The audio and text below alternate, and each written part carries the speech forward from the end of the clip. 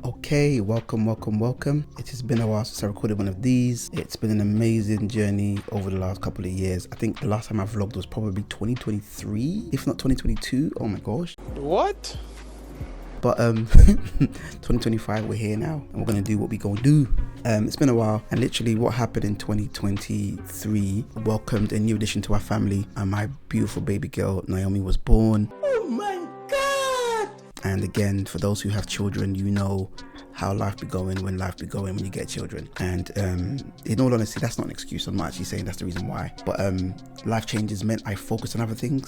So getting things together, plus my own mental blocks around creating content, just meant that I wasn't available and I wasn't recording and so on and so forth. So hopefully, baby girl's almost one and a bit.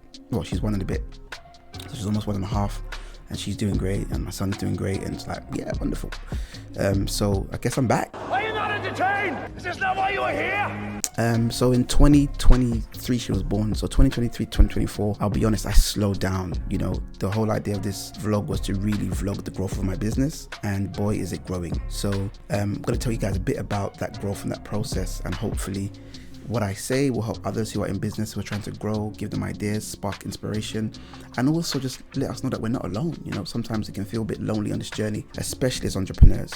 And I kind of want to remind us all with the vlogs and the information that I provide, there are ways around things. We're not alone. Let's be innovative. Let's find ways to do better and grow, change the world one client at a time. Nice. In reflection, 2024 was an amazing year when it comes to my own personal growth and some things that I wanted to achieve personally. I had some fantastic success in a lot of the things I wanted to achieve for myself, and it made me slow down a bit with business. So I scaled back my client base from 23 to 24. I think middle of 2023, you know, cash flow was very healthy, client base was very healthy. But what I did when my daughter was born and a few changes happened internally within the family with myself, I kind of scaled back. So 2024, I only worked with some core clients, you know. So if I worked with you in 2024, know that you mean a lot to me. That's why I didn't let go of you. And if you didn't work with me in 2024 and you worked with me in 2023, I don't mean I got rid of you, by the way. And just in case. But I worked with some core clients in 2024 and built some other partnerships that I was working on in 2024. Which meant I was, like I said, I wasn't as available to do other things. So I scaled back and I worked with a lot less clients. But it was almost as though, you know, God had a plan, the stars aligned, whatever you want to believe in, whoever is up there was working in my favor, because the way things have panned out has been so brilliant. Just a quick explanation.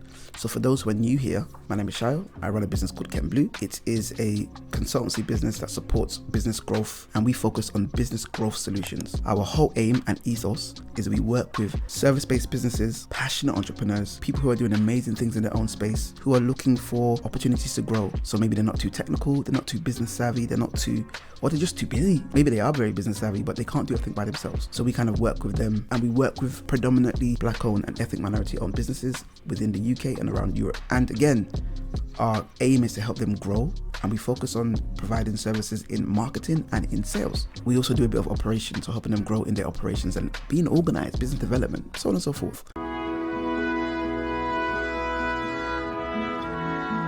So the three main strands, right, are strategy. So that's what I mainly do with my team, where we provide strategy, we provide direction, resources, plans, and monitoring the data on what happens so we can decide what to change, so that whatever you're trying to achieve, we give you a plan, a roadmap, and help you execute that. So that's like the primary thing we do. Alongside strategy, we provide the second tool, which is software. We have a system. We have our own software called Blue, provide to our clients to make sure all they need to execute the strategies they want to are available.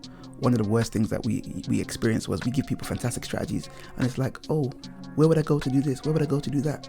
And we had to get like different softwares and glue them together to help the client. It was just chaotic, and I didn't like it. The client didn't like it. So we decided to kind of step in and provide a solution for the clients that was a bit more holistic. So what happens is a client will come in, say, Shayo, I want to launch an e-course to help mothers get back into work. So we would help them find the best strategy to achieve the goals they want within that e-course. So the strategy for the e-course, and then the best strategy to sell that e-course. So it's like Where do we find these mothers? How do we approach them? How do we present it? What's the offer you make? Should we do ads? Should we partner with other people to do referrals? Should we go to the government and work with the job center? Like, we find strategies on how they can actually execute whatever it is they have in mind. But then again, once you've got the strategy, the important thing to have after that is, again, a system, a process in place to make sure you can execute whatever strategy you have. So we would step in and we would essentially come in and say, okay, great, strategy is fantastic. How about we now use our software to reach out to the various parties you need to reach out to manage your ads, whatever it might be.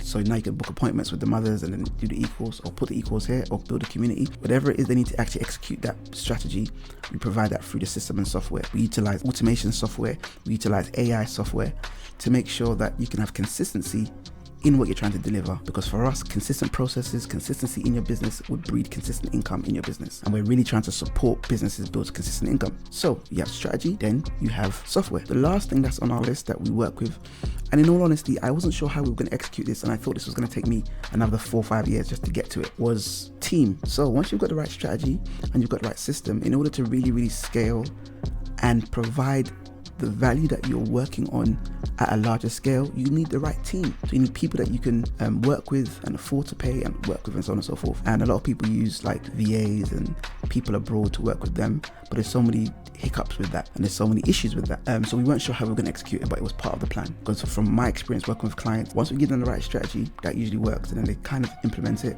We give them the system that helps them to implement it. When it works, they usually need to scale it. So they usually need a team, or they need other people to support them in part of the processes. Somebody who's technical, somebody to help them with their social media, someone to help them with customer service, customer care, admin. They usually need these things in place to take it to the next level. Now, the problem was finding these people was difficult for people. Like, my clients would say, oh, Shael. Now, what happened last year specifically, I worked with 2 or 3 people, as in terms of my team.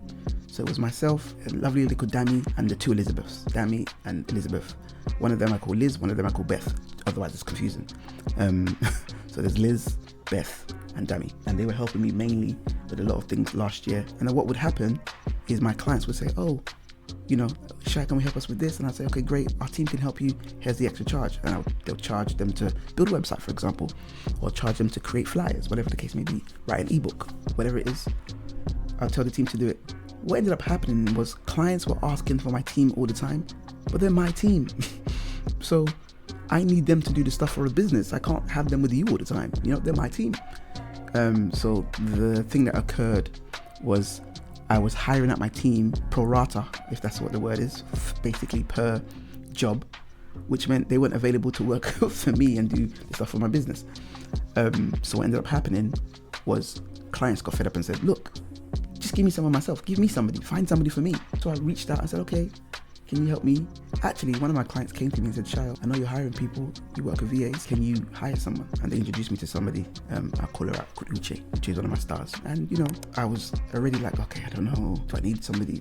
Anyway, long story short, hired Uche. Uche was fantastic, Uche is amazing. Uche was amazing, Uche is amazing. Shout out to Uche. And in working with the business and Uche taking on a lot of the brunt of what I was doing, it now allowed me to focus on other things, which helped me to find more people for the client. Before you know it, everybody wanted someone. So now the team element that I was trying to put in place down the line, we found a way to do it now. Now there's various elements about it. I'll do a whole video on the African Remote Professionals Hub another day, because it's such an amazing initiative. It's doing so well. It's been brilliant. But the bottom line of this is Africa has the largest amount of young people. And when they say young people, I think they're between 20 and 30 across the world. Places like Nigeria have high rates of unemployment. So you have skilled individuals, educated individuals who just don't have opportunities to get any work because the economy in various countries in Africa is so bad. And then I have people over here in the UK who are like, hey, can you get me someone? Can you get me someone who's good to help me out? Now, the people in the UK and across Europe don't have the time to vet, don't have the time to interview and go through people and onboard. It's just too much headache. So we ended up doing that. So long story short, what ended up happening, around October last year, we launched something called the ARP, the African Remote Professionals Hub, where we now find and train skilled remote professionals in Africa. They become business assistants to our clients. It's fantastic because they work with our clients full time. It's somebody who can work in your business for your business full time.